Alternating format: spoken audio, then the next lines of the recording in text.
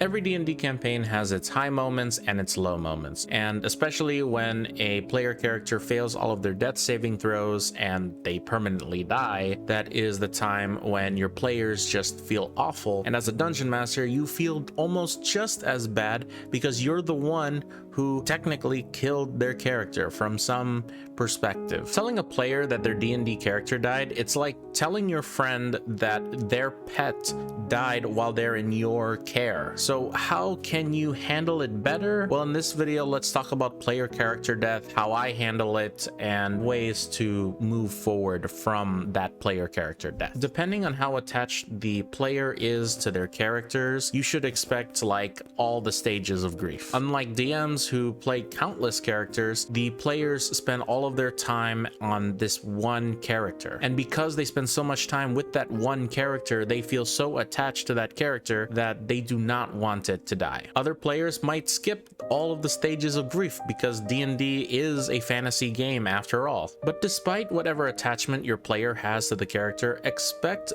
the death to be a focus at least for a session. The first way that you can handle a player character death is to hold a funeral. This is when the players roleplay a funeral for the deceased character. These are like the critical role moments where the players reflect on the character, how they changed their lives throughout the entire campaign, and maybe even change their ideals based on the deceased character. Maybe the other members of the party receive a keepsake that belonged to the original deceased character. Maybe the outlook on approaching encounters will change because their actions got one of the players killed. Another way to approach PC death is the revenge story. This is the classic D&D trope where conveniently the sibling of the deceased character joins the party to avenge the fallen brother or sister. Some might call this the spiritual successor. You can do this especially when a character wants to keep their same class and mostly of the same character,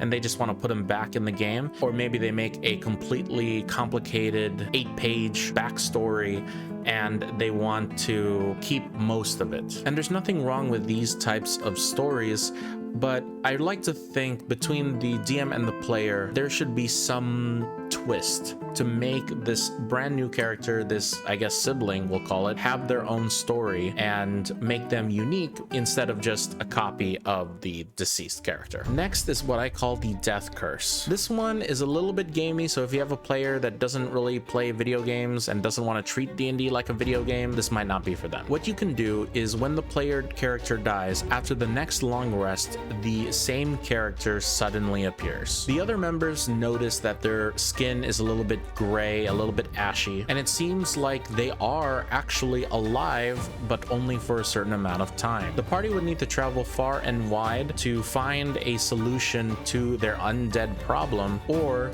the dead can slay their killer in order to revitalize themselves. And finally, this part is what I call the martyr. This is mainly focused on prepping and running in the moment for a deadly encounter versus moving on from the deceased character. Whenever you create an encounter, and especially a deadly encounter, you always have player character death at the back of your mind. My advice would be, instead of focusing on the possibility of them dying, focus on if they did, what would they be dying for? Because in my opinion, if the character died fighting to save a city from an evil god, then the player who is having that character is more or less likely to accept their death because it was an honorable death. But let's say the character died because the player is still learning their character. It's not really meaningful. Obviously, you can let the dice fall wherever they fall, but at least to me, a meaningless death, especially when the players are just learning, it's not really fun for anybody. That doesn't mean I won't have a lot of bosses, mini bosses, and saving towns and all of that jazz in my campaigns. So if that's something you're into and you're looking for more ways to spice up your D&D campaign, be sure to check out this video over here because I'm sure you'll find something you'll use.